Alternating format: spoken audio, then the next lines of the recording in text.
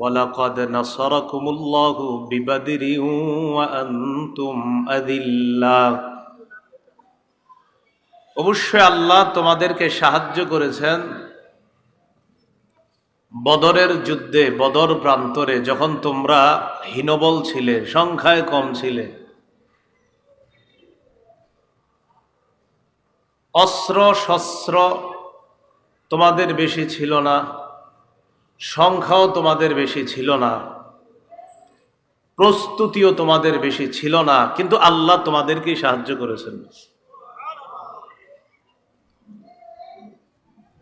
সহজে মনে রাখার জন্য আপনারা যদি আপনাদের শরীর, দেহ এবং মনটা এখানে রেখে কয়েকটা কথা শোনেন, বিষয়টা সহজে আমাদের বুঝে আসবে। বদর এটা একটা স্থানের নাম। কেউ কেউ লিখেছেন একটা বাণিজ্যিক স্থানের নাম, বাণিজ্যিক এলাকার নাম বদর। কেউ লিখেছেন একটা কূপের নাম বদর, এটাকে কেন্দ্র করে পুরা এলাকার নাম বদর। বদর মুসলমানদের জন্য একটা ঐতিহাসিক যুদ্ধ সংগঠিত হয়েছে, যেটাকে ইয়াউমুল ফুরকান বলা হয়, সত্য মিথ্যার পার্থক্যকারী দিন। বদরের প্রান্ত, বদর যুদ্ধ যেখানে হয়েছে, এটা মদিনা থেকে দক্ষিণ পশ্চিমে 155 থেকে 160 কিলোমিটার দূরে অবস্থিত, বর্তমান কিলোমিটারের হিসাব অনুযায়ী।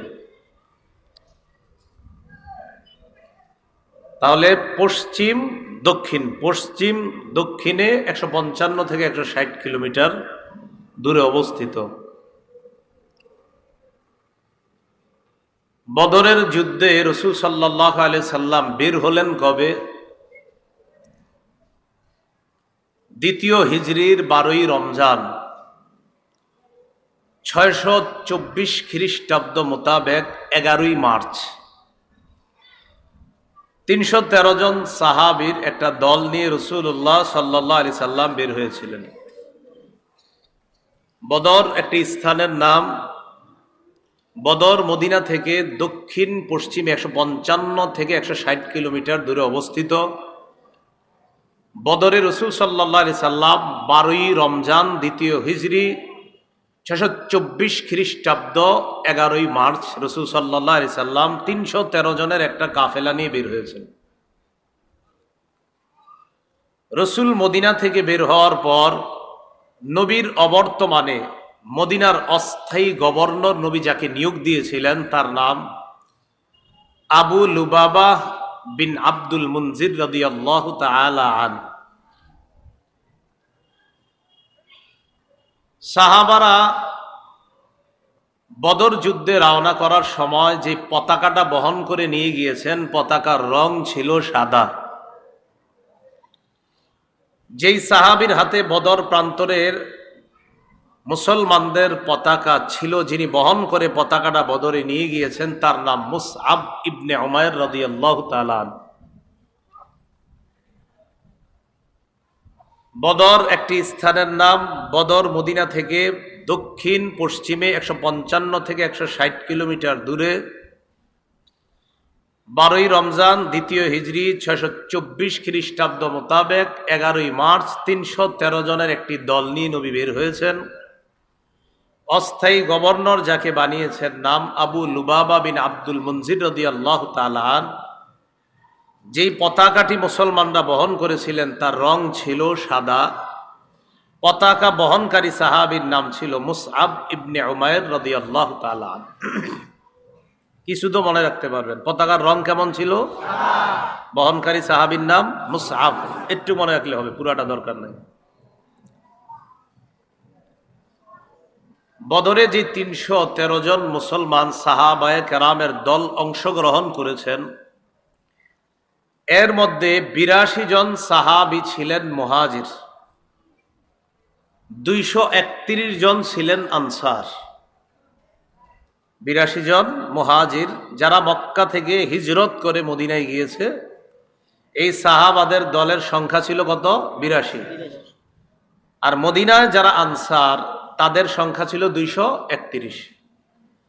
মদিনায় আনসার সাহাবারা আবার দুই গোত্র মিলেছিল। এক গোত্রের নাম ছিল আউস, আরেক গোত্রের নাম খাজরাজ। আউস গোত্রের সাহাবাদের সংখ্যা ছিল 170, খাজরাজ গোত্রের সাহাবার সংখ্যা ছিল 61।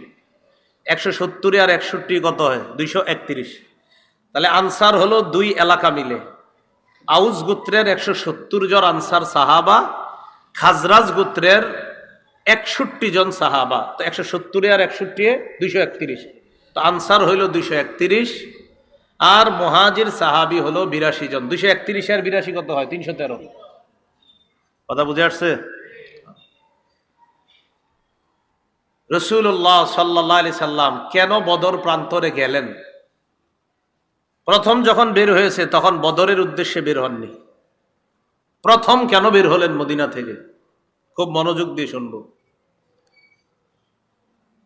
তবরানী শরীফ হাদিসের একটা কিতাব, এই কিতাবের 4 নম্বর খণ্ড 175 নম্বর পৃষ্ঠা, আবু আইয়ুব আনসারী রাদিয়াল্লাহু তাআলা আনহুর বর্ণনা। তিনি বলেন, قال لنا رسول الله صلى الله عليه وسلم إني أخبرت عن عير أبي سفيان فهل لكم أن تخرجوا قلنا نعم يا رسول الله। আবু আইয়ুব আনসারী রাদিয়াল্লাহু তাআলা আনহু বলেন, রাসূলুল্লাহ সাল্লাল্লাহু আলাইহি সাল্লাম আমাদেরকে একদিন বললেন, ও সাহাবাদের দল, আমার কাছে এই সংবাদ পৌঁছেছে মক্কার প্রধান নেতাদের একজন নেতা আবু সুফিয়ান, যিনি তখনও মুসলমান হননি, এই আবু সুফিয়ান বাণিজ্যিক এক কাফেলা নিয়ে শাম দেশে গিয়েছে। বাণিজ্যিক কাফেলায় সংখ্যা ছিল 70 জন। এর মধ্যে 30 থেকে 40 জন ছিল নেতৃস্থানীয় লোক। বলেন তো, আবু সুফিয়ানের নেতৃত্বে মুশরিকদের যেই দলটা শাম দেশে ব্যবসায়ী কাজে গিয়েছে, কতজন ছিল লোক? 70 জন। নেতৃস্থানীয় ছিল কয়জন? 30 থেকে 40। নবীজির কাছে সংবাদ আসলো যে আবু সুফিয়ান যেই বাণিজ্যিক কাফেলা নিয়ে গিয়েছে, বাণিজ্যিক যে পণ্যগুলো নিয়ে ফিরতেছে, এই বাণিজ্যিক পণ্য নিয়ে তার দেশে আসার পর টার্গেট হলো এইগুলা বিক্রি করার পর যে লভ্যাংশ হবে, এই লভ্যাংশ মুসলমানদেরকে উৎখাত করার কাজে খরচ করা হবে। মুসলমানদেরকে এখনো আমরা অনেক কিছু খাই, এখনো আমরা ডেইলি অনেক কিছু খাই, যেগুলার অর্থটা আমাদেরকেই শেষ করার পিছে কাজ হয়। তো নবীজি বললেন, আমার কাছে সংবাদ আসছে যে তারা তাদের এই বাণিজ্যিক পণ্য নিয়ে যে আসতেছে, এই পণ্য বিক্রি করে যে লভ্যাংশটা আসবে, এটার লভ্যাংশ দিয়ে মুসলমানদেরকে কিভাবে দুনিয়া থেকে নিশ্চিহ্ন করা যায়, এই জন্য এই লভ্যাংশ খরচ করা হবে। এই বাণিজ্যিক কাফেলার মধ্যে মক্কার প্রায় সবাই পুঁজি বিনিয়োগ করেছে, ইনভেস্ট করছে। ওই যুগে 50,000 দিনার, যাকে আমরা স্বর্ণ মুদ্রা বলতে পারি, এই 50,000 দিনার বা স্বর্ণ মুদ্রা সমপরিমাণ বাণিজ্যিক পণ্য ছিল। বর্তমান হিসাব অনুযায়ী ওই যুগে 50,000 দিনার, এক দিনার সমান সমান যদি 4 মাসা হয়, তাহলে এই যুগেরই টাকা অনুযায়ী ওই যুগে প্রায় 25 লক্ষ টাকার সম্পদ ছিল। কয় লক্ষ? এখন যদি হিসাব করেন তাহলে এটা 25 কোটির উপরে হবে। মানে এই যুগের হিসাবে ওই যুগে 25 লক্ষ, তাহলে এটা এই যুগে কত হবে? আর বেশি হতে পারে। তাহলে এই পরিমাণ সম্পদ নিয়ে আবু সুফিয়ান শাম দেশ, যেটা বর্তমানে আমরা বলি সিরিয়া, এই সিরিয়া থেকে আসতেছে। বাণিজ্যিক কাফেলা যে শাম দেশ থেকে মক্কায় আসবে, আসার সময় যেই পথ দিয়ে যাবে, এই পথ মদিনার উপর দিয়ে গেছে। কথা বুঝে আসছে? তাহলে যেতে হবে কোন দিক দিয়ে? মদিনা দিয়ে। নবীজির কানে যখন এই সংবাদ আসছে যে আমাদেরকে উৎখাত করার জন্য নাকি লভ্যাংশ খরচ করা হবে, এক কাজ করি, চলো আমরা তাদের গতিরোধ করতে হবে, কারণ আমাদেরকে ধ্বংস করার জন্য যা ব্যয় করা হবে, এটা নিয়ে আমরা তাদেরকে যেতে দিব না, আমরা রাস্তায় তাদের গতিরোধ করার চেষ্টা করব। আবু সুফিয়ান, যিনি বাণিজ্যিক কাফেলার লিডার ছিলেন, তার বুদ্ধি ছিল খুব বেশি। মদিনার কাছাকাছি আইসা তিনি মানুষের আনাগোনা দেখা কিছুটা আশ করতে পারছেন। ঘটনা কি? মদিনায় কি আমাদের ব্যাপারে কোনো সংবাদ আছে নাকি? আমরা যে তাদের পিছনে লভ্যাংশ ব্যয় করবো, এই জাতীয় কোনো সংবাদ টংবাদ মদিনায় আবার যায় নাই তো? আবু সুফিয়ান সন্দেহ করে করে বিভিন্ন জনকে জিজ্ঞাসা করে, আচ্ছা মুহাম্মদ এবং তার অনুসারীরা, বলেন সাল্লাল্লাহু আলাইহি সাল্লাম, তার অনুসারীদের কি অবস্থা? কেউ বলে না, কোনো সংবাদ দিতে পারে না। হঠাৎ একজন সংবাদ দিল যে মুহাম্মদ এবং তার অনুসারীরা মদিনা থেকে বের হয়েছে। কেন বের হয়েছে, কি উদ্দেশ্যে বের হয়েছে তা জানি না, তবে এতটুকু জানি মদিনা থেকে বের হয়েছে।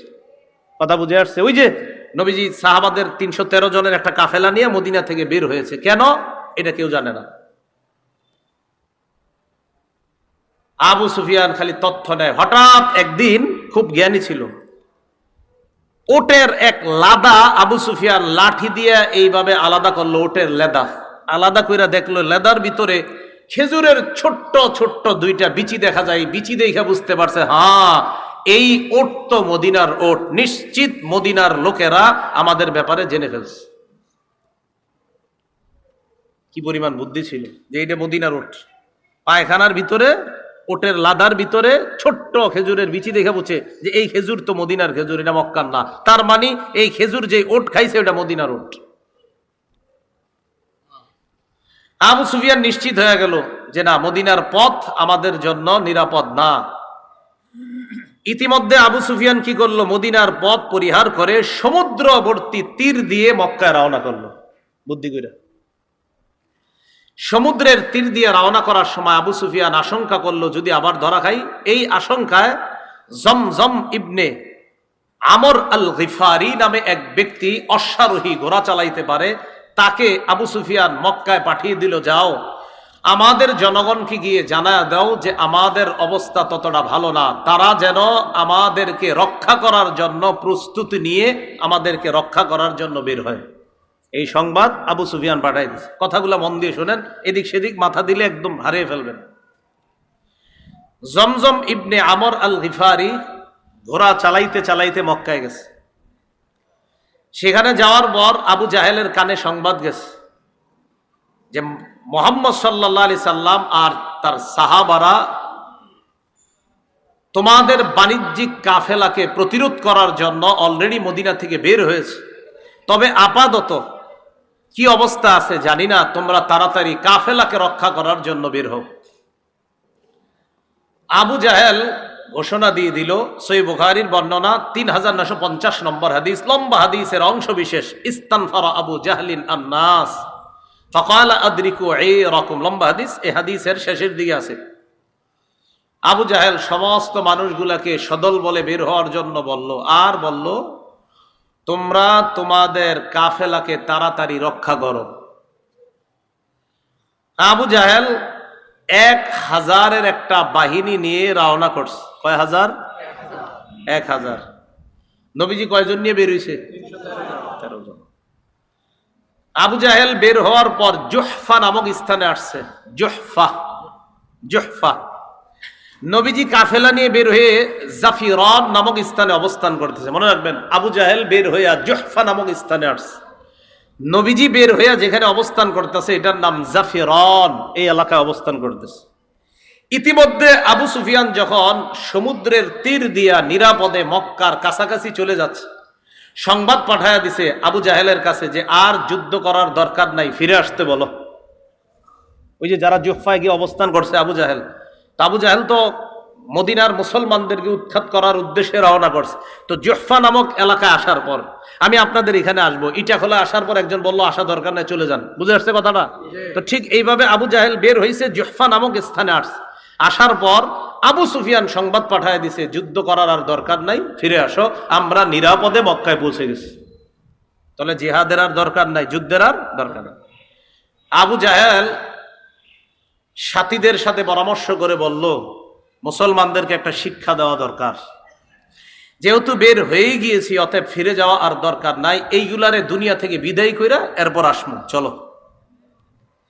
নর্তকীদেরকে নাচাইতে নাচাইতে অস্ত্রে শস্ত্রে সুসজ্জিত হয়ে 1000-এর বাহিনী নিয়ে আবু জাহেল আর তার সাথীরা রওনা করছে, কি না যুদ্ধই করবে, ফায়সালা হবে, মুসলমানদেরকে বিদায় করবে দুনিয়া থেকে। রসুল তখন জাফিরান নামক স্থানে সংবাদ পাইল যে আবু সুফিয়ান তো নিরাপদে সমুদ্রের তীর দিয়ে চলে গেছে। এদিক দিয়ে আবু জাহেল হুজুর রওনা করে জহফা নামক স্থানে আসছে। আসার পর আবু সুফিয়ান চলে যেতে বলেছে, কিন্তু আবু জাহেল যাচ্ছে না। আবু জাহেল আমাদেরকে উৎখাত করার জন্যই আসতেছে। রাসূলুল্লাহ সাল্লাল্লাহু আলাইহি সাল্লাম তখন বললেন, কি করা যায়? তো রাসূলুল্লাহ সাল্লাল্লাহু আলাইহি সাল্লাম বললেন, আশিরু আলাইয়া আইয়ুহান নাস, ও সাহাবারা তোমরা পরামর্শ দাও আমারে। ফাকামা আবু বকর ওয়া ক্বালা ওয়া আহসানা, আবু বকর সিদ্দিক রাদিয়াল্লাহু তাআলা আনহু দাঁড়াইলেন, খুব চমৎকার ভাষণ দিলেন আর বললেন, কোনো সমস্যা নাই, চলেন আমরাও যাই। সুম্মা কামা উমর ইবনুল খাত্তাব ওয়া ক্বালা ওয়া আহসানা, ওমর রাদিয়াল্লাহু তাআলা আনহু চমৎকার ভাষণ দিলেন, তবে নবীর টার্গেট অন্য কিছু। নবীজি চাইতেছে শুধু মুহাজিররা কেন বলে, মুহাজিররা তো 82 জন মাত্র, আনসার তো 231 জন, তো আমার মুহাজির সাহাবারা কেন বলে? আরে তাদের থেকে কেউ কিছু কেন বলে না? তো রাসূলুল্লাহ সাল্লাল্লাহু আলাইহি সাল্লাম যখন প্রথমে বললেন যে এরকম কাফেলা তো আসতেছে, কি করা যায়, তো প্রথম জবাব ছিল সাহাবাদের এরকম, কুলনা, আমরা বললাম আজকে আমাদের এই পরিমাণ শক্তি নাই যে তাদের সাথে লড়াই করতে পারবো। কারা? সাহাবাদের বক্তব্য যে এই পরিমাণ শক্তি নাই যে লড়াই করতে পারবো আমরা। তখন নবীজি চিন্তা করলেন কি করা যায়, খালি পরামর্শ চায়। তো মুহাজির সাহাবীদের মধ্যে আবু বকর দাঁড়ায় বললেন চলেন, ওমর বললেন চলেন, কিন্তু নবীজির টার্গেট অন্য কিছু, যে আনসারদের কেউ দাঁড়ায় না কেন? ফাকামাল মিকদাদ রাদিয়াল্লাহু তাআলা আন, আনসারদের মধ্যে মিকদাদ রাদিয়াল্লাহু তাআলা আন সাহস করে দাঁড়িয়ে গেলেন। আনসারদের মধ্যে হযরত মিকদাদ দাঁড়ানোর পর তার বক্তব্যটা বুখারীতে আসছে, সহিহ বুখারীর 4609 নম্বর হাদিসে আসছে। قال المقداد رضي الله تعالى عنه لرسول الله صلى الله عليه وسلم لا نقول لك كما قالت بنو إسرائيل لموسى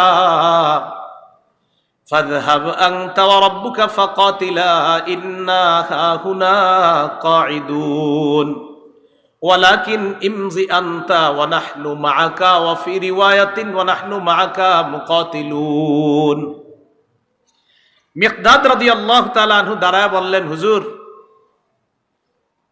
আমরা আপনাকে ওই কথা বলবো না যেই কথা বনি ইসরাইল মুসা নবীরে বলছে। মুসা নবী যখন বনি ইসরাইলকে বলছে চলো আমরা জালেমদের বিরুদ্ধে লড়াই করব, তখন বনি ইসরাইল মুসা নবীরে বলছে আপনি আর আপনার রব গিয়া লড়াই করেন, আমরা এখানে বসে অপেক্ষা করতেছি। নাউজুবিল্লাহ। মিকদাদ বললেন, হুজুর আমরা আপনাকে এটা বলবো না, আপনি চলেন ডানে বামে সামনে পিছনে, আমরা আপনার সাথে থেকে আমরা মাঠে লড়াই করব, চলেন। যখন হযরত মিকদাদ রাদিয়াল্লাহু তাআলা আনহু বলছে আপনি চলেন, হাদিসে আসছে ফাকান্নাহু সুররিয়া আনহু, রাসূলের চেহারা থেকে, চেহারা মুবারক থেকে পেরেশানির ছাপ মুহূর্তেই দূর হয়ে গেছে। মুহাজিররা বক্তব্য দিচ্ছিল, নবীজি খালি কয় আরে বলো না, আরো বলো, মানে চাইতেছে আনসারদের কেউ বলো, কারণ তাদের সংখ্যা তো বেশি। এতটুকু বুঝে আসছে সবার? আচ্ছা, আবু জাহেলের নেতৃত্বে কাফেররা চলে আসছে বদর নামক স্থানে। আইসা তারা আগে আগে পানির কাছাকাছি নিরাপদ জায়গা বেছে নিয়ে সুন্দর একটা জায়গা তারা বেছে নিয়েছে কাফেররা। রাসূলুল্লাহ সাল্লাল্লাহু আলাইহি সাল্লাম সাহাবাদের দল নিয়ে বদর প্রান্তরে গিয়ে উপস্থিত হয়ে এমন একটা জায়গা, যেই জায়গায় প্রচুর বালু আর পানি নাই, নাগালের মধ্যে খুব ভয়ঙ্কর অবস্থা, ওই জায়গায় সাহাবাদেরকে নবীজি বসলেন। তাহলে এখন কি পর্যন্ত মনে হচ্ছে দল বেশি কাদের? কত? সাহাবাদের কয়জন? 313 জন। কাফেররা কি নিরাপদ স্থানে না সাহাবারা? কাফেররা। পানির কাছে কারা? বালুরময় স্থানে কারা? সাহাবারা। তো নবীজি সাহাবায়ে কেরামের দল নিয়ে মুসলমানরা বলেন সমস্যা নেই, মুসলমানদের দল সাহাবাদের দল নিয়ে অবস্থান নিলেন। রাতের বেলা আল্লাহ পাক রব্বুল আলামিন রহমতের একটা বৃষ্টি দিয়ে দিলেন, সাহায্য শুরু হয়ে গেল। বৃষ্টি আসার পর ঘটনা কি ঘটলো? বালুর যে জমিনগুলা, বালুগুলা জৈমা, ওই জমিনটা হয়ে গেছে সুন্দর। আর সাহাবারা ছোট্ট ছোট্ট গর্ত কইরা পানি জমা করলো, আর কাফেরদের নিরাপদ জায়গাটা সেখানে বৃষ্টিতে কাদাযুক্ত হয়ে সাহাবাদেরটা আল্লাহ নিরাপদ করে দিলেন কুদরতি গাইবি আর আল্লাহর আসমানি সাহায্য দ্বারা। তাহলে বলেন তো, রাতের আগে নিরাপদ স্থানে ছিল কারা? মুহূর্তের মধ্যে আসমানি ফায়সালায় নিরাপদ স্থানে আল্লাহ কাদেরকে রেখে দিলেন? মুসলমান। এটা আল্লাহর সাহায্য।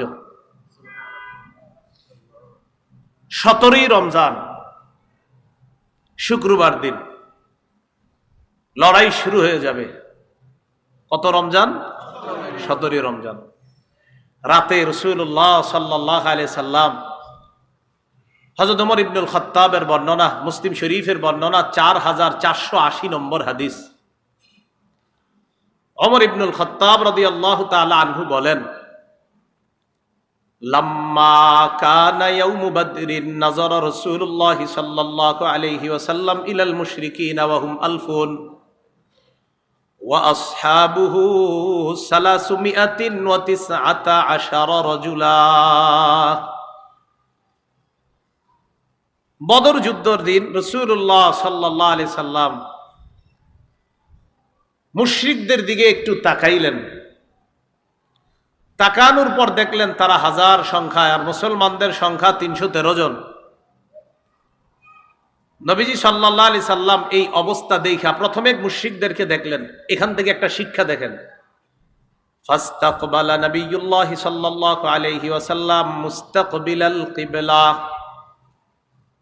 ফাস্তাকবালা নবিয়ুল্লাহ সাল্লাল্লাহু আলাইহি ওয়াসাল্লাম আল কিবলা। রাসূলুল্লাহ সাল্লাল্লাহু আলাইহি সাল্লাম কিবলার দিকে ফিরলেন। বিপদ দেখবেন আগে, দেখার পর এবার রাসূল কি করলেন? কিবলার দিকে ফিরলেন। ফেরার পর ফামাদ্দা ইয়াদাই, হাত উঠাইলেন। কিবলামুখী হলেন, হাত উঠাইলেন। ফাজআলা ইয়াহতিফু বিরাব্বিহি, আল্লাহর কাছে কান্না করতে করতে বলতে লাগলেন, আল্লাহুম্মা আনজিজলি মা ওয়া'আদতানি। আল্লাহ, আপনি আমাকে যে ওয়াদা করেছেন মাওলা, ওই ওয়াদা আপনি পুরা করেন। ও আতিমা ওয়া'আদতানি, আপনি যে ওয়াদা আমাকে দিয়েছেন এই ওয়াদার ফলাফল আমাকে আপনি দান করেন। আল্লাহুম্মা ইন তাহলিক হাযিহিল ইসাবাতু মিন আহলিল ইসলাম ফালান তু'বাদ বা'দু ওয়া ফি রিওয়ায়া ফালা তু'বাদ। মুসলমানদের এই দলটা যদি মাবুদ আজকে ধ্বংস হয়ে যায়, আপনার ইবাদত করার মতো আর কোনো মানুষ থাকবে না। নবীজি কান্তা করতে লাগলেন। ওয়া সাকাতা রিদাউহু আন মানকিবাই, হাত উঠাইতে উঠাইতে এক পর্যায়ে আল্লাহর নবীর চাদর মুবারক কাঁধ থেকে পড়ে যায়। হাত এত উঠাইছে, চাদর পড়ে গেছে। ফাতাহু আবু বকরিন, আবু বকর পিছনে আসলেন। আসার পর আখাযা রিদাআহু, চাদরটা নিলেন। ওয়া আলকাহু আলা মানকিবাই, চাদরটা আল্লাহর নবীর কাঁধ মুবারকের মধ্যে দিয়ে দিলেন। আল্লাহ নবীকে পিছন থেকে আবু বকর জড়ায়া ধরলেন। সুবহানাল্লাহ, কাঁদতেছে, জড়ায়া ধরছে আর বলতেছে, কাফাকা মুনাশাদাতুকা রাব্বাক, যথেষ্ট দোয়া করছেন, আপনার রব আপনার জন্য যথেষ্ট, আপনি যথেষ্ট বলেছেন। আমি আবু বকর আপনাকে বলছি, ফাইন্নাহু সায়ুনজিজু লাকা মা ওয়াদাকা, আপনার রব যেই ওয়াদা করেছেন অবশ্যই আপনাকে দান করবেন। আপনি যথেষ্ট কান্না করছেন। মুসলমানদের শক্তির নাম দোয়া, মুসলমানদের শক্তি চোখের পানি। আবু বকর সিদ্দিক রাদিয়াল্লাহু তাআলা আনহু বলার পর রাসূলুল্লাহ সাল্লাল্লাহু আলাইহি সাল্লাম দোয়া করতেছে। ফাআনজালাল্লাহ, আল্লাহ আয়াত নাজিল করে দিলেন, ইয তাস্তাগীসুনা রাব্বাকুম ফাস্তাজাবা লাকুম, যখন তোমরা দোয়া করছিলে, আল্লাহর কাছে সাহায্য চাইছিলে, তোমাদের দোয়া আল্লাহ এই বলে কবুল করলেন, আন্নী মুমিদ্দুকুম বিআলফিম মিনাল মালাইকাতি মুরদিফিন, আমি আল্লাহ তোমাদেরকে পালাক্রমে 1000 ফেরেশতা দিয়ে সাহায্য করব। কাফেরদের সংখ্যা কত? সাহায্য করব কয় হাজার? যদি আরো ব্যাখ্যা আছে। রাসূলুল্লাহ সাল্লাল্লাহু আলাইহি সাল্লাম, এটা মুসলিম শরীফের হাদিস, এখনো শেষ হয় না, এতটুকু রাখেন। 4480 নম্বর হাদিস শোনাচ্ছি, মোট হাদিস সংখ্যা হবে 7553টা, তাকরার সহ হাদিস। নবীজি সাল্লাল্লাহু আলাইহি সাল্লাম রাতে ঘুমাইছে, রাতে একটু ঘুমাইছে। ইবনে হিশামের মধ্যে আসছে, সিরাত ইবনে হিশামের মধ্যে আসছে, ইবনে ইসহাক রাহমাতুল্লাহি আলাইহির বরাতে সহিহ সনদে, ফানামা রাসূলুল্লাহ সাল্লাল্লাহু আলাইহি ওয়াসাল্লাম ওয়াস্তাইকাযা, নবীজি ঘুমাইছে, ঘুম থেকে জাগ্রত হইছে, হওয়ার পর আবু বকর সিদ্দিক রাদিয়াল্লাহু তাআলা আনহুকে ডাক দিয়ে বললেন, আবশির ইয়া আবা বকরিন, আবু বকর সুসংবাদ গ্রহণ করো, আতাকা নাসরুল্লাহ, আল্লাহর যে সাহায্য আসার কথা, আবু বকর আমি ঘুমে দেখলাম সাহায্য এসে গেছে।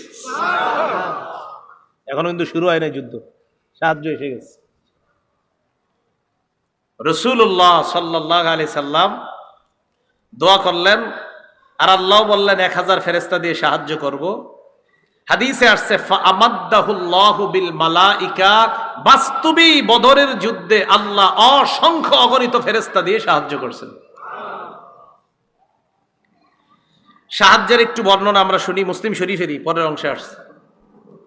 আব্দুল্লাহ ইবনে আব্বাস রাদিয়াল্লাহু তাআলা আনহুমার বর্ণনা, তিনি বলেন, বাইনামা রাজুলুম মিনাল মুসলিমিনা ইয়াশতাদ্দু ফি আসারি রাজুলিম মিনাল মুশরিকিনা, বদর যুদ্ধের দিন এক মুসলমান আরেক বেঈমানের পিছনে দৌড়াইতেছে, এক মুসলমান আরেক বেঈমানকে দৌড়াইতেছে, এভাবে দৌড়াইতেছে। ইদ সামিআ সাউতান বিদ্দরবাতি ফাওকাহু ওয়া সাউতাল ফারিস, হঠাৎ তিনি একটা চাবুকের আওয়াজ শুনলেন উপর থেকে, আরেকজন ঘোড়সওয়ারের আওয়াজ, ইয়াকুলু, যে বলতেছে, আকদিম হাইজুম, হাইজুম তুমি সামনে যাও। কেউ একজন উপর থেকে বলতেছে, হাইজুম তুমি সামনে যাও, আর আমি শুধু চাবুকের আওয়াজ শুনতেছি, কে মারতেছে কারে মারতেছে কিছুই দেখতেছি না। বলতেছে হাইজুম সামনে যাও। হাইজুম হলো ফেরেশতাদের বাহনের নাম। বলেন হাইজুম কার নাম? বাহনের নাম হাইজুম। হাইজুম আগাও আগাও। তো সাহাবী বলেন, আমি হাইজুমরেও দেখি না, চাবুকও দেখি না, খালি মাইরের আওয়াজ শুনি। ফানাযারা ইলা মুশরিকিন, হঠাৎ এক মুশরিকের দিকে তাকায়া দেখে, খররা মুস্তালকিয়া, ওই মুশরিক জমিনের মধ্যে লুটায়া পড়ছে, কদ খুতিমা আনফুহু ওয়া শুক্কা ওয়াজহুহু, যার নাকের মধ্যে আর চেহারার মধ্যে দেইখা মনে হচ্ছে বিদর্বা, কে জানি তারে চাবুক দিয়ে পিটাইছে। তো এতক্ষণ উনি চাবুকের আওয়াজ শুনলেন, ঘোড়সওয়ারের আওয়াজ শুনলেন, আর বলতেছে হাইজুম সামনে যাও। তিনি বলেন, হঠাৎ আমি দেখি এক মুশরিক মাটিতে পড়ে আছে, তার নাকে তার চেহারার মধ্যে চাবুকের মাইরের চিহ্ন। তখন আমি বুঝতে পারলাম, এতক্ষণ যা শুনলাম এখন দেখি মুখে চিহ্ন দেখা যায়। এই ঘটনা জানানোর জন্য দৌড় দিছে নবীজির কাছে। বিসমিল্লাহ। আপনারা একটু মন দিয়ে শুনতে হবে, আমি একটু আস্তে আস্তে বলবো। আজকে আপনার ওই যে 4র্থ ডোজ দিলাম, টিকা এই জন্য মোটামুটি একটু অবস্থা ইয়াতে আছে। তো রাসূলুল্লাহ সাল্লাল্লাহু আলাইহি সাল্লামের কাছে বলার জন্য রওনা করছে। ফাহাদ্দাসা বিযালিকা রাসূলুল্লাহ সাল্লাল্লাহু আলাইহি ওয়াসাল্লাম, আনসারী সাহাবী রাসূলুল্লাহ সাল্লাল্লাহু আলাইহি সাল্লামের কাছে গিয়েছে সংবাদটা জানানোর জন্য।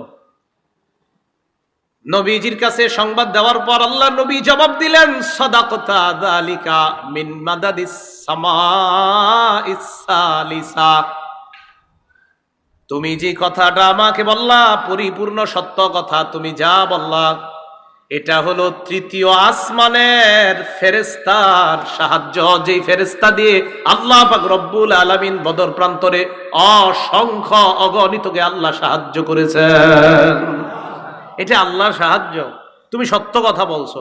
এটা তৃতীয় আসমানের সাহায্য, আল্লাহ সাহায্য করেছেন ফেরেশতার মাধ্যমে। চাবুকের আওয়াজ এটাও সঠিক শুনছো, মাইরের আওয়াজ ওইটাও সঠিক ছিল, আর হাইজুমের কথা এটাও সঠিক, নাকে মুখে চিহ্ন এটাও সঠিক। বাকি সাহায্যটা ছিল আল্লাহর পক্ষ থেকে আসমানি সাহায্য। বলেন, মুসলমান দোয়া করবে কার কাছে? সাহায্য চাবে কার কাছে? মুসলমান বিশ্বাস রাখবে কার সাহায্যের উপর? তো রাসূলুল্লাহ সাল্লাল্লাহু আলাইহি সাল্লামের দোয়া থেকে আর বর্ণনা থেকে বুঝতে পারলাম বদর যুদ্ধে আল্লাহ সাহায্যের ওয়াদা করেছেন এমন না, সাহায্যও করেছেন, সাহায্যের ওয়াদাও করেছেন, সাহায্যও করেছেন। 17ই রমজান শুক্রবার দিন বদর প্রান্তরে এক পাশে বেঈমানরা, আরেক পাশে মুসলমানরা। খুব মনোযোগ দিয়ে শোনেন, কাফেরদের পক্ষ থেকে 3 জন মাঠে আসছে। 3 জন, একজনের নাম উতবা, আরেকজনের নাম শাইবা, আরেকজনের নাম ওয়ালিদ। মনে থাকবে নি? আল্লাহ জানে। উতবা, শাইবা। পতাকার কালার কি? মুসলমানদের। বহনকারীর নাম মুসআব, বহনকারীর নাম। খ্রিস্টাব্দ মোতাবেক কয় তারিখে নবীজি বের হয়েছিলেন? 11ই মার্চ। আর কতই রমজান বের হয়েছিলেন? 12ই রমজান। আর যুদ্ধ সংগঠিত হবে কতই রমজান? 17ই রমজান। কাফেরদের মধ্যে 3 জন আসছে, উতবা, শাইবা, ওয়ালিদ। আসার পর দাঁড়ায় রয়েছে। আনসারদের মধ্য থেকে 3 সাহাবী মাঠে গেছে। সুবহানাল্লাহ। 3 জন যাওয়ার পর উতবা, ওই কাফেরদের মধ্যে যে 3 জনের একজন উতবা ডাক দিয়ে বলল, এই তোমরা কারা? আবার তোমরা তো আমাদের শত্রু না। তাদেরকে তো চিনে না। চিনে তো কাদেরকে? মুহাজিরদেরকে চিনবে, কারণ মুহাজিররাই তো তাদের এলাকার। তোমরা আবার কারা? তোমরা তো আমাদের শত্রু না, আর তোমরা নিচু জাত, নাউজুবিল্লাহ। এটা সেটা বইলা কয় তোমরা মাঠে কেন? যাও তোমরা ভাগো, আমরা যাদেরকে শত্রু মনে করি, প্লেয়ার মনে করি, তাদেরকে পাঠাও। এটা উতবার অহংকার সুলভ বক্তব্য। রাসূলুল্লাহ সাল্লাল্লাহু আলাইহি সাল্লামের নির্দেশে, খুব মন দিয়ে শুনবেন, মুসলমানদের মধ্যে, মুহাজিরদের মধ্যে 3 সাহাবা মাঠে আসলেন। সুবহানাল্লাহ। একজন হযরত আলী রাদিয়াল্লাহু তাআলা, আরেকজন হযরত হামজা, আরেকজন উবাইদা রাদিয়াল্লাহু তাআলা। তাহলে প্রথমে আনসাররা আসছিল, তারা কয় না তোমরা দরকার নেই, আমাদের গোত্রের যেগুলো আছে সেগুলো পাঠাও। নবীজির নির্দেশে হযরত আলী আসলেন, হযরত হামজা আসলেন, হযরত উবাইদা আসলেন। খুব মন দিয়ে যদি শোনেন কথাগুলো মনে রাখা যাবে। অপর পাশে কাফেরের একজনের নাম উতবা, এই পাশে এক সাহাবীর নাম উবাইদা। উবাইদা, উতবা, যদি এই 2 অক্ষর মনে রাখেন তো মনে রাখবে। উতবার সাথে লড়াই হয়েছে উবাইদার। হ্যাঁ, উতবার সাথে উবাইদার। উতবার সাথে কার? উবাইদা। এটা মনে সহজে মনে রাখার জন্য। শাইবার সাথে লড়াই হয়েছে হযরত হামজার। আলী রাদিয়াল্লাহু তাআলা আনহুর সাথে লড়াই হয়েছে ওয়ালিদের। আল্লাহর কুদরতে, আল্লাহর মেহেরবানিতে 3 মুসলমানের কাছে 3 জন সশস্ত্র কাফের শোচনীয়ভাবে পরাজয় বরণ করছে। তবে উবাইদা যে উতবা, যে বারবার নামটা মনে করাইলাম, ওই উতবার সাথে যে উবাইদা, এই উবাইদা রাদিয়াল্লাহু তাআলা আনহু উতবাকে জাহান্নামে পাঠিয়েছে ঠিক, কিন্তু উবাইদা রাদিয়াল্লাহু তাআলা আন লড়াইয়ের এক পর্যায়ে পায়ে একটা আঘাত খেয়েছিলেন, পায়ে। ওই আঘাতে হযরত উবাইদা রাদিয়াল্লাহু তাআলা আনহু শাহাদাত বরণ করছেন। ওই আঘাতে আস্তে আস্তে তিনি শাহাদাত বরণ করেছেন। কাফেররা চিন্তা করলো, সর্বনাশ, 3 জনের সশস্ত্র বাহিনী পাঠাইলাম, এই যদি হালাত হয়, এইভাবে আর একা একা যাইলে ঠিক হইব না, সবগুলা একসাথে নামি। তো 1000-এর 3 জন গেলে লইল কত? 997। সবগুলা একসাথে মাঠে আসছে। উপায় না দেখে সাহাবায়ে কেরামও মাঠে নামছে। হযরত সাদ রাদিয়াল্লাহু তাআলা আনহুর পরামর্শে রাসূলুল্লাহ সাল্লাল্লাহু আলাইহি সাল্লামের জন্য উঁচু টিলাতে একটা জায়গা বানানো হয়েছে। সেখান থেকে আল্লাহ রাসূল পুরো জিহাদের ময়দান পর্যবেক্ষণ করতেছিলেন। মুসলমানদের সাথে তুমুল লড়াই চলতেছে। লড়াই করতে করতে আল্লাহ পাক রব্বুল আলামিন আসমানি সাহায্যের মাধ্যমে মাত্র 14 জন সাহাবী শাহাদাত বরণ করেছেন। আল্লাহ পাক রব্বুল আলামিন বেঈমানদেরকে শোচনীয় পরাজয় বরণ করতে আল্লাহ বাধ্য করে দিলেন। কাফেরদের 70 জন মারা গেছে, 70 জন মুসলমানদের হাতে বন্দী হয়েছে। লড়াই যখন চলতেছে, খুব মন দিয়ে বুঝেন, তো মারা গেল একটা। পুরো জানলাম যে কাফেররা সব শোচনীয় পরাজয় বরণ করেছে, 70 জন নিহত হয়েছে, 70 জন বন্দী হয়েছে, মুসলমানদের মাত্র কয়জন? 14 জন শহীদ হয়েছে। কাফেররা সারেন্ডার করছে।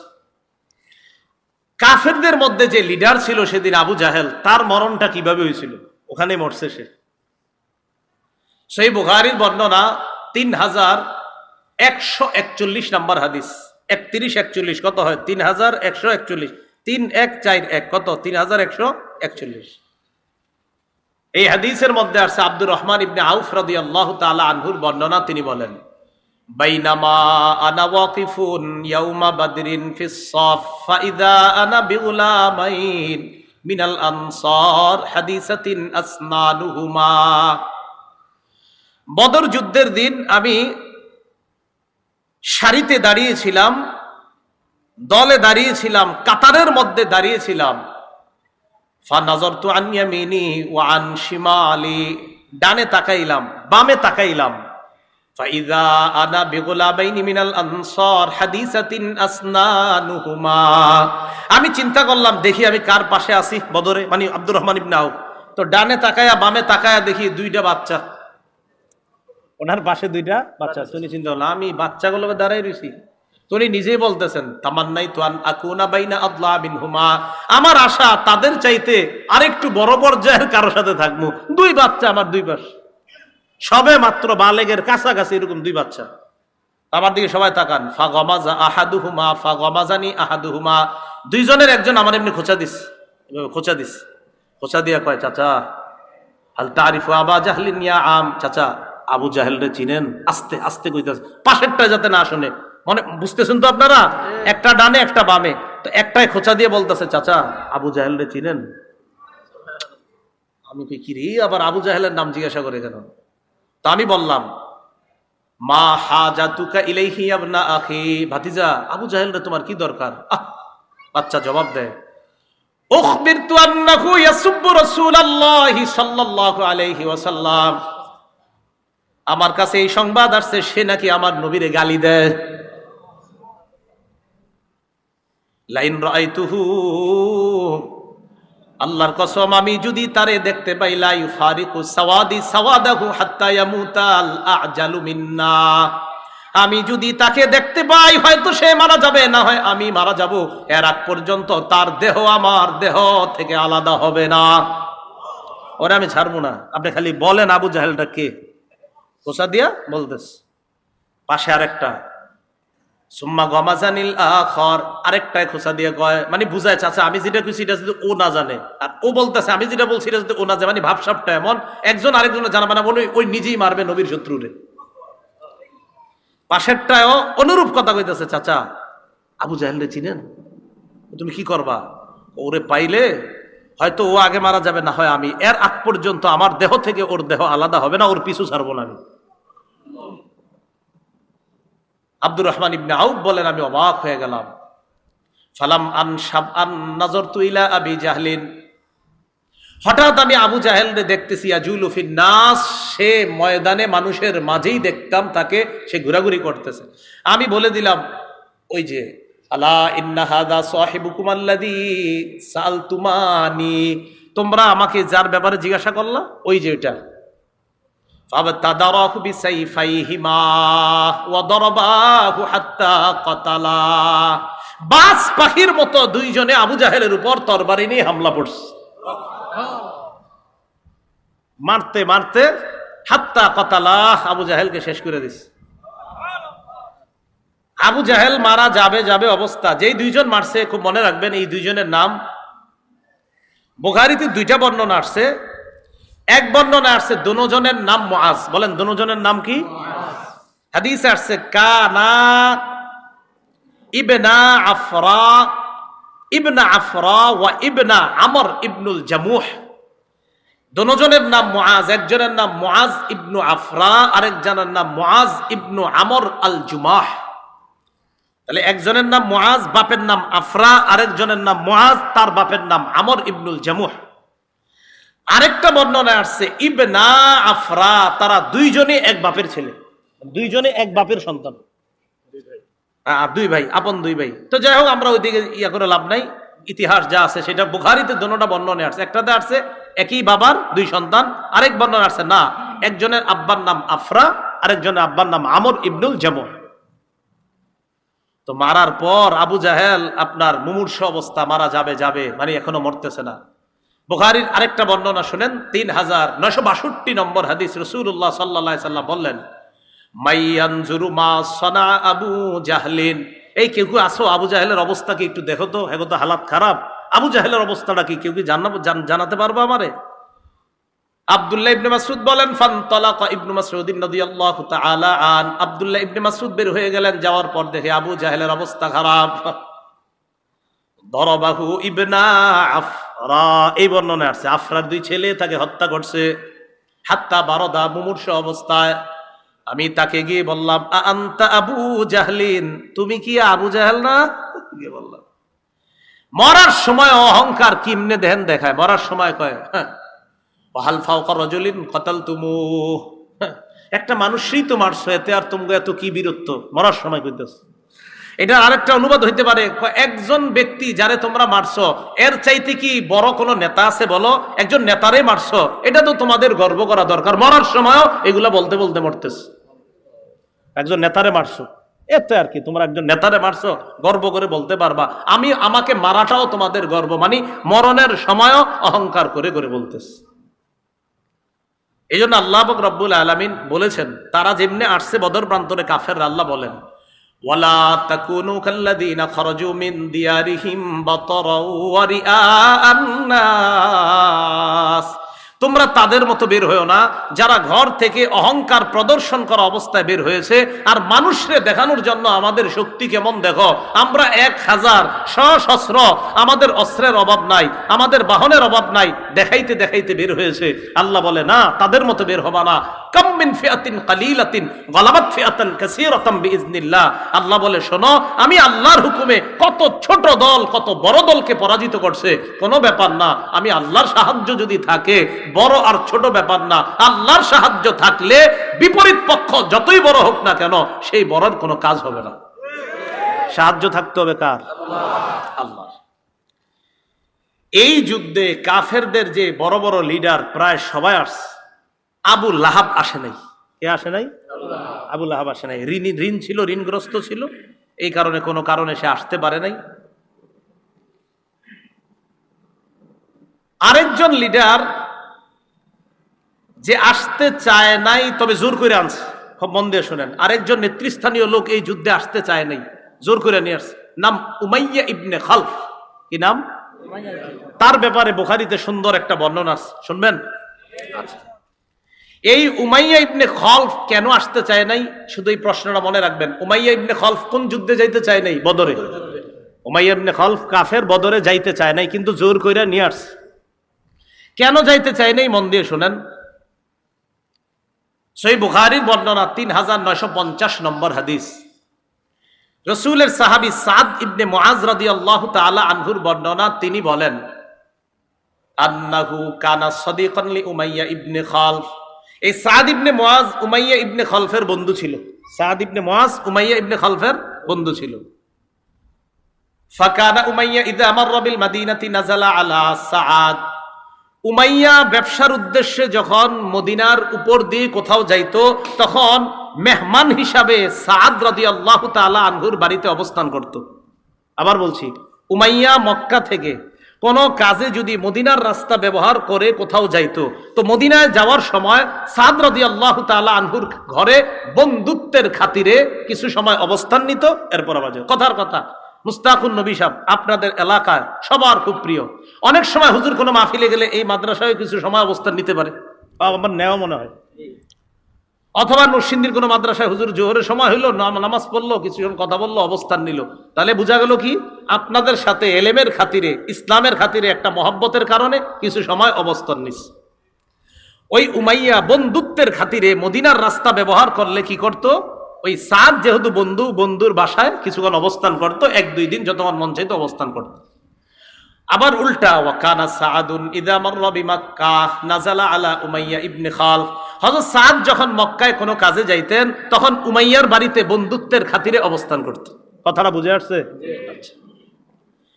ফালাম্মা কাদিমা রাসূলুল্লাহ সাল্লাল্লাহু আলাইহি ওয়াসাল্লাম আল মাদিনা ইনতালাকা সাআদুন মু'তামিরা, খারাজা সাআদুন মু'তামিরা। নবীজি মদিনায় আসার পর একবার হযরত সাদ রাদিয়াল্লাহু তাআলা উমরা হজ করার উদ্দেশ্যে রওনা করছে মক্কায়। আলেম ছাড়া অন্যরা বলেন, বুঝে থাকলে বলেন তো, হযরত সাদ মক্কায় গেলে বন্ধুত্বের খাতিরে কার বাসায় অবস্থান করে? উমাইয়া। বলেন সবাই, কার বাসায়? তো গেছে উমরা করতে।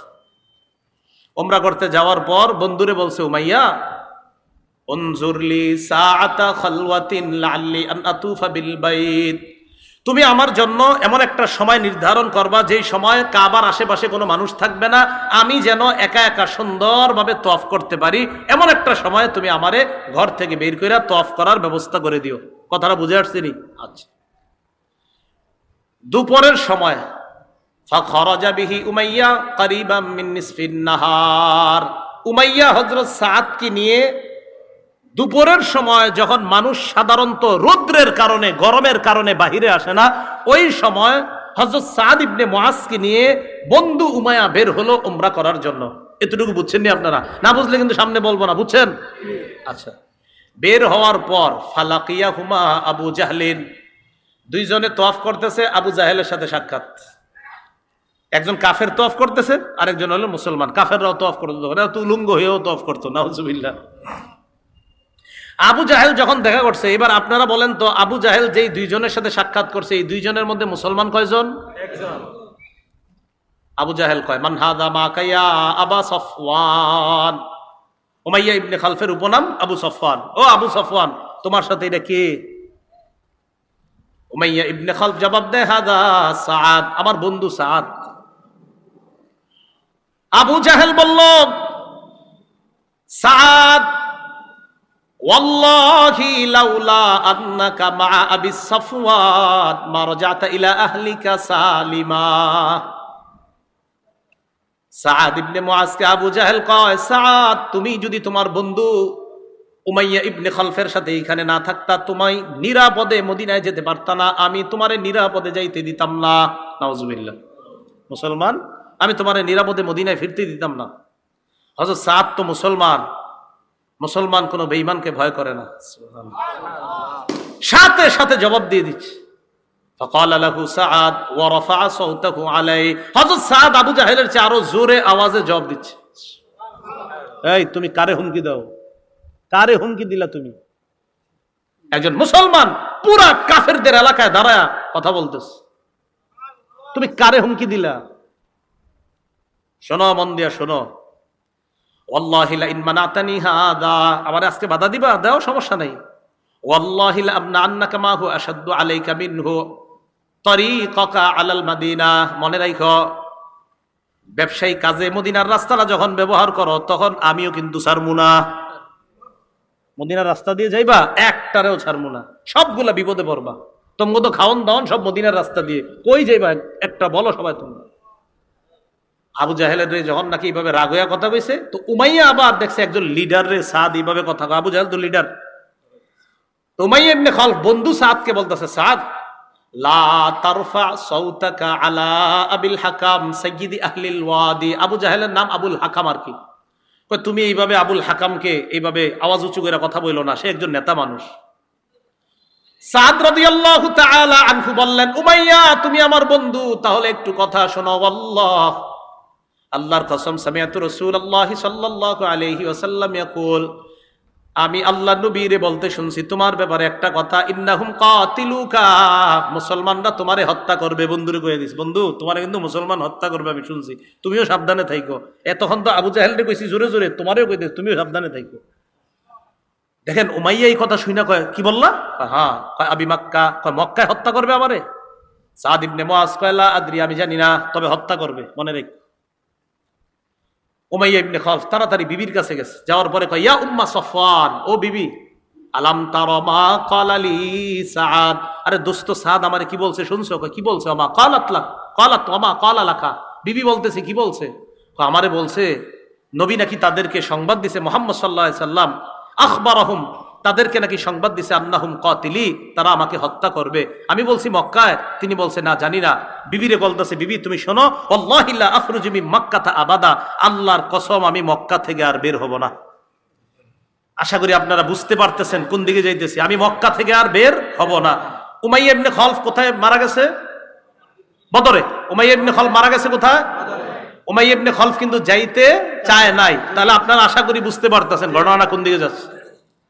তো উমাইয়া ইবনে খলফ কয় আল্লাহর কসম আমি মক্কা থেকে বের হব না। কারণ কাফেররাও বিশ্বাস করতো মুহাম্মদ সাল্লাল্লাহু আলাইহি সাল্লাম মুখ দিয়ে কিছু বলা মানেই সত্য কথা। আমি বের হব না। ইতিমধ্যে ফালাম্মা কানা ইয়াউমু বাদরিন, বদরের যুদ্ধের দিন, ইস্তানফার আবু জাহলিন আন্নাস, আবু জাহেল জনগণকে বলতে লাগলো বের হও। ফাকারিহা উমাইয়া ইয়াখরুজা, উমাইয়া বের হতে চায় না, না না আমি বের হব না। ফাতাহু আবু জাহলিন, আবু জাহেল আসছে। আসার পর কয় উমাইয়া মাতা ইয়ারাকান নাস তাখাল্লাফতা, মানুষ যদি দেখে তুমি একজন লিডার মানুষ, তুমি যদি না যাও, ওয়ান্তা সাইয়্যিদু আহলিল ওয়াদি, তুমি মক্কা যে সমস্ত নেতা আছে নেতৃস্থানীয়দের একজন, তুমি যদি না দাও, তাখাল্লাফু, তাহলে অনেকেই যাবে না, কারণ তুমি যদি না যাও। ফামাজালা, বারবার ফালাম ইয়াজাল, আবু জাহেল বলতে লাগতেছে বারবার যে চলো চলো চলো চলো চলো। এক পর্যায়ে উমাইয়া কয় ইদ গালাবতানি, তুমি যখন আমাকে বাধ্যই করছো, আল্লাহি লা আশতারিয়ান্না আজওয়াদা বাঈরিন বিমাক্কা, আমি মক্কার সবচেয়ে দামি শক্তিশালী ঘোড়াটা কিনবো। কারণ আমার তো সমস্যা আছে। মন দিয়ে বুঝেন। এরপরে কি কয় দেখেন, কিনছে।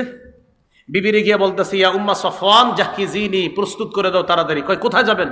কয় যুদ্ধে। কয় আপনি না শপথ করলেন মক্কা থেকে বের হবেন না, আপনার বন্ধুর কথা কি ভুলে গেছেন? মা ক্বালা লাকা আখুকাল ইয়াসরিবি, আপনার মদিনার বন্ধুর কথা ভুলে গেছেন?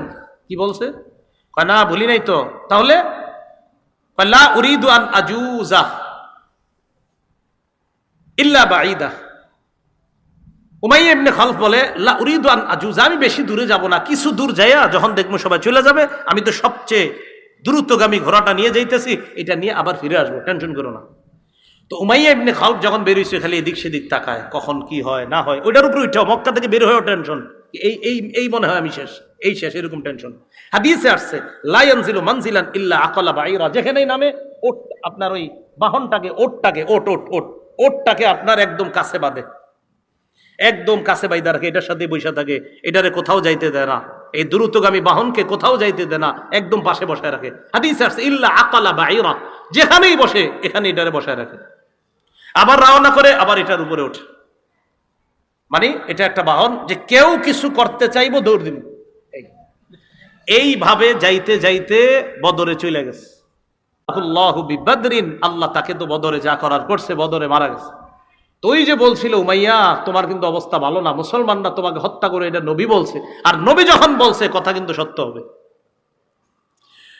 বদর প্রান্তে রাসূলুল্লাহ সাল্লাল্লাহু আলাইহি সাল্লাম রাত্রে সাহাবায়ে কেরামের একদল, মুসলিম শরীফের বর্ণনা, গিয়ে এইভাবে দাগ দিয়ে দিয়ে দেখায় দিছে, এখানে আবু জাহেল, এখানে ওমকে, এখানে ওমকে, এখানে ওমকে, এগুলা মারা যাবে। আল্লাহ জানায় দিছে। সাহাবায়ে কেরাম বলেন এই কাফেররা মারা যাওয়ার পর আমরা ওখানে গিয়ে দেখছি নবী যেখানে যেখানে বলেছে ওইখানে ওইখানে ওই কাফের মারা গেছে। সাহায্যটা কার? এটাই আল্লাহ বলেন ওয়ালাকাদ নাসারাকুমুল্লাহু বিবাদরি ওয়া আনতুম আদিল্লাহ, আল্লাহ তোমাদেরকে বদরে সাহায্য করেছে, তোমরা ছিলে হীন, তোমরা এমন ছিলে, তোমাদের অস্ত্র শস্ত্র তোমাদের কাছে ছিল না। আমি আপনাদেরকে পুরাটা বিষয় বলার পর জানতে চাই, মুসলমানদের ভরসা অস্ত্রের উপর না আল্লাহর উপর? হ্যাঁ, প্রস্তুতি যা আছে এতটুকু মুসলমান নিতে পারে, কিন্তু মুসলমানের মূল ভরসা কার সাহায্যের উপর? আল্লাহর। এই জন্য বিপদ আপদ সর্ব অবস্থা আমরা কার কাছে সাহায্য চাইব? আল্লাহর কাছে। মনে থাকবে তো ইনশাআল্লাহ? পতাকার কালার কি ছিল? বহনকারী সাহাবীদের সংখ্যা ছিল কত? আনসারদের কয়জন? 231 জন, মুহাজিরদের 82 জন। মুহাজিরদের 170 তো হইছে ওই আনসারদের মধ্যে দুই গ্রুপ, একদল আউস গোত্রের আর একদল খাজরাজ। আউস গোত্রের 170, খাজরাজ গোত্রের 61। এই 170 আর 61 হয় 231। এরা সবাই তো আনসার। মুসলমানদের শাহাদত বরণ করেছে এই যুদ্ধে কয়জন? এর মধ্যে মুহাজির ছিল 6 জন, আনসার ছিল 8 জন। 8 আর 6 কত হয়? 14। কাফেরদের মারা গেছে কয়জন? বন্দী হয়েছে কয়জন? 70 জন। আল্লাহ পাক রব্বুল আলামিন আমাদের সকলকে বদর যুদ্ধের যে ব্যাপারটা আমরা মাথায় রাখবো যে মুসলমান আগে কখনো আঘাত করে না, মুসলমান কখনো কাউকে আঘাত করে না। হ্যাঁ, মুসলমানদেরকে কেউ আঘাত করতে চাইলে প্রতিরোধ করার চেষ্টা করে। কি করার চেষ্টা করে? বেঈমানরা চাইছে মুসলমানদেরকে সমূলে উৎখাত করবে, মুসলমানরা চাইলো না আমরা প্রতিরোধ করতে হবে। তাহলে আগে কি মুসলমানরা কখনো আক্রমণ করে? করে না। হ্যাঁ, আক্রমণ করলে প্রতিহত করে। তাহলে এটার নাম আক্রমণ যারা আগে করবে তারা হবে সন্ত্রাসী, যারা প্রতিহত করবে এটার নাম হয় মুজাহিদ। কি হয় বলেন তো? এই জন্য মুসলমানরা এরা হলো আল্লাহর দল, এই কথা মাথায় রাখতে হবে। আল্লাহ পাক রব্বুল আলামিন আমাদের সকলকে আল্লাহর সাহায্যের উপর যেন ভরসা করতে পারি সদা সর্বদা আল্লাহ তৌফিক দান করেন। আমিন ওয়া আখিরু দাওয়ানা আলহামদুলিল্লাহি রাব্বিল আলামিন। আল্লাহুম্মা সাল্লি আলা মুহাম্মাদ ওয়া আলা আলি মুহাম্মাদ। মাদ্রাসার কাজ চলতেছে, নতুন ভবন হবে। আমরা কেউ উঠবো না আমরা